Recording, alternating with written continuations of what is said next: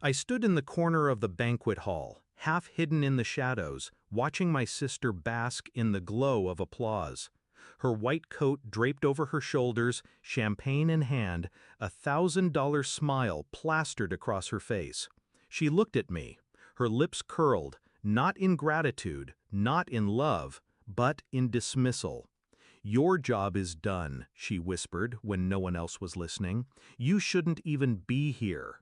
And then Mom, sitting at the center table, leaned toward me with a glass of wine. "You don't know your place," she said, laughing like it was the best joke in the world. My photos weren't on the slideshow, my name wasn't in the thank you speech, and not one person in that room knew that every year for the last 8 years, I had been paying $9,000 so my sister could sit in those classrooms. I just smiled. I walked out before dessert. They thought they'd humiliated me, but I had been waiting for that moment. And when they came home, their smiles vanished. When Dad left, bills piled higher than the roof. My sister wanted to be a doctor. Mom said it was impossible. I made it possible. I took 2 jobs, delayed my own degree, and every year wired $9,000 into her tuition account. "You're the backbone of this family," Mom would say. "When she makes it, she'll lift us all." I believed them. I believed her. But belief turns to poison when you realize it was never about family. It was about using me until I broke. I first noticed it when my sister stopped answering my calls. Then she introduced me at gatherings as the one who helps out sometimes. The erasure was gradual, deliberate. But the final cut was that graduation party. She didn't just fail to acknowledge me, she erased me entirely. I was no longer family.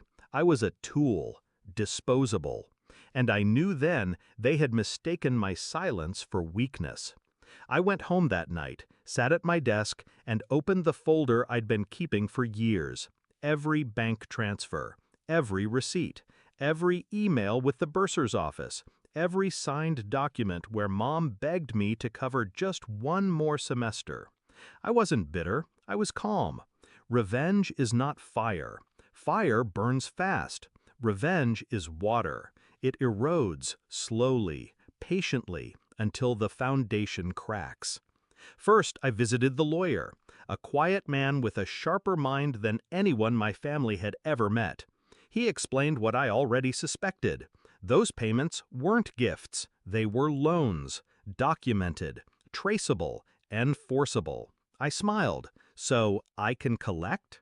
"Not just collect," he said, "you can own them." We drafted contracts retroactively, stamped with dates, supported by records. My sister's medical degree had been built brick by brick with my money. She owed me $72,000 plus interest. Mom had co-signed on 3 of those loans. I could have forgiven it, but forgiveness is for the undeserving. Step 2 was social. At her party, my sister's colleagues toasted her brilliance. They didn't know she lived off her brother's back. So I let the truth breathe. An anonymous email sent to her hospital board, complete with financial records. Not slander, facts. Facts sting deeper than lies. Step 3 was timing. The night they came back from the party, tipsy on champagne, faces bright with triumph, I was waiting in the living room. A single folder sat on the table. Mom's laughter died first. She opened the folder and saw the contracts, the signatures, the wire receipts. My sister's face drained when she read the legal notice at the bottom, a demand for repayment, backed by a court date already filed. "You can't do this," she whispered. I already did. My voice didn't rise. Calm cuts deeper. Everything you built, every exam, every lab coat, every certificate, it was bought with my money, and now it's mine to collect. "You said it was for family," Mom hissed. I leaned back, folding my hands. "And you said family takes care of each other." Tonight proved that was a lie. So let's treat this as business, strictly business. My sister's hand shook as she turned the page. The interest alone was enough to swallow half her first year's salary. If she defaulted, the hospital board would know she was drowning in debt before her career even began. Her lips trembled. "Please don't ruin me." "Ruin you?" I tilted my head. "No, I'm simply reminding you whose shoulders you've been standing on. You wanted me invisible. Fine, but invisible hands can still pull strings."